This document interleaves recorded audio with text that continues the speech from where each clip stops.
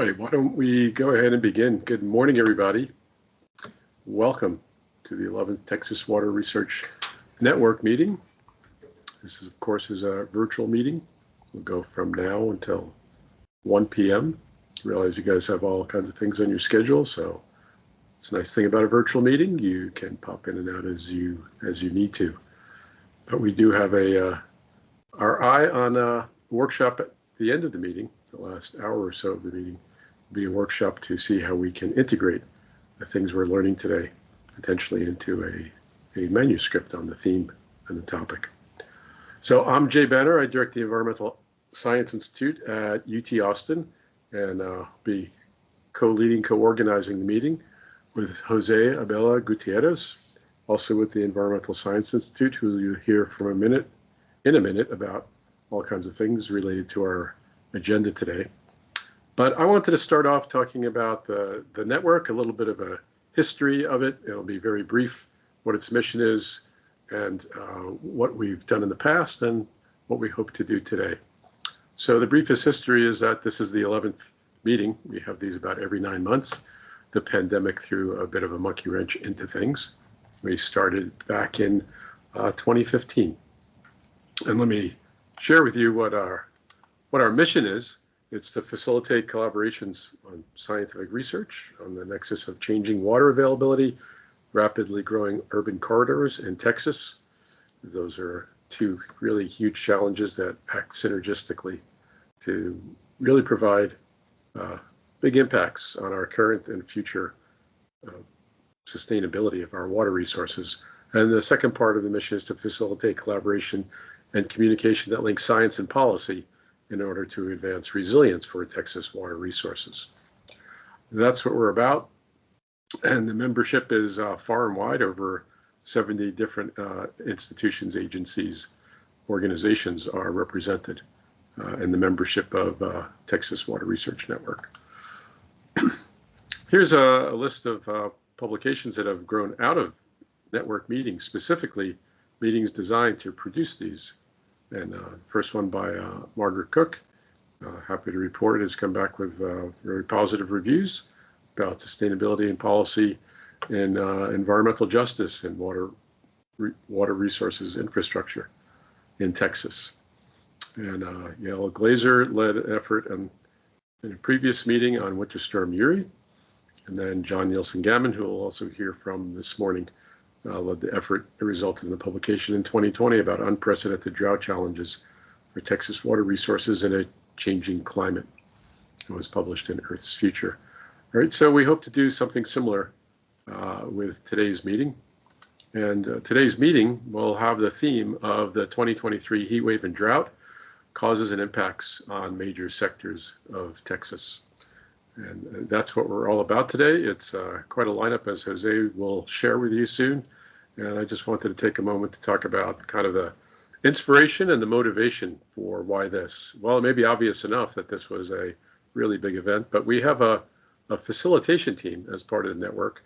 If anybody's interested in joining, just let us know. What the facilitation or F team does is come up with themes and organization and suggest speakers, etc., and really just helps drive the TWRN. It's not me, it's not just me, it's not just Jose, but it's this F team.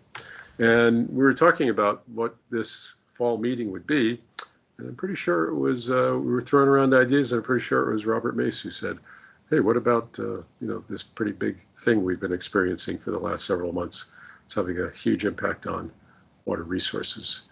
And so, indeed, a good idea, and I think the further discussion really centered on the fact that if we're really going to see change on the part of policymakers, decision makers in Texas and elsewhere, it would be really, I think, important to be able to scope out what the economic costs of this event was.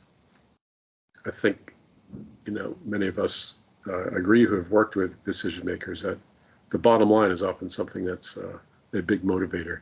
So that's our motivator here, is to see what we can ultimately come to. There's so many different sectors that have been affected, as we'll hear about today. How can we put this in economic terms? That's what we're all about today. And I'll now turn it over to Jose. Thank you, Jay.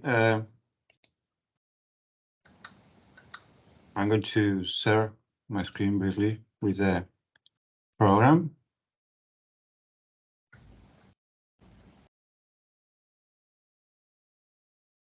Okay, this is my first meeting as coordinator of the TWRN. Briefly about me, my background is in marine science and paleoclimatology, and 1 year ago, I moved from the Laboratory of Triggering Research in Tucson, Arizona to here, the UT, and the Environmental Science Institute.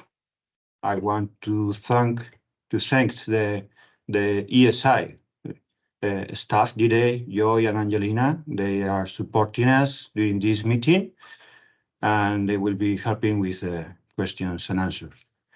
I'm very happy of being here after all these years' work that, as Jay mentioned, starts during this summer under the influence of the heat wave.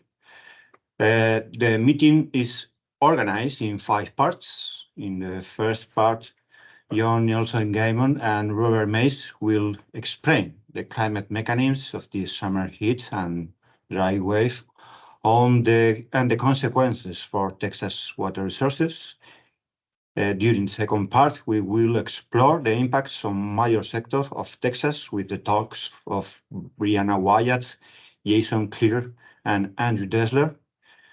During the third part, we will pay attention to the impact on communities with talks from Ki-Jin Seong, Lena Lichtring, and Patrick Berer that will focus on different community sectors and regions. During the fourth part, Sheila Olmsted will enlighten us on the relationship between drought and economic activity in a global analysis. We will finish with a general discussion and workshops trying to synthesize the ideas expressed during the talks and those any attendee wants to share with us.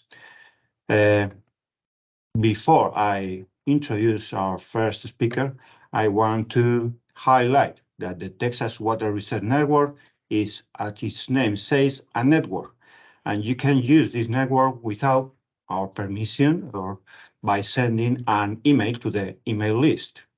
My function is only to moderate the email list to avoid spam, but if you want to share any information, requests, or questions related to water and Texas, feel free to use this network. Thank you all for attending, and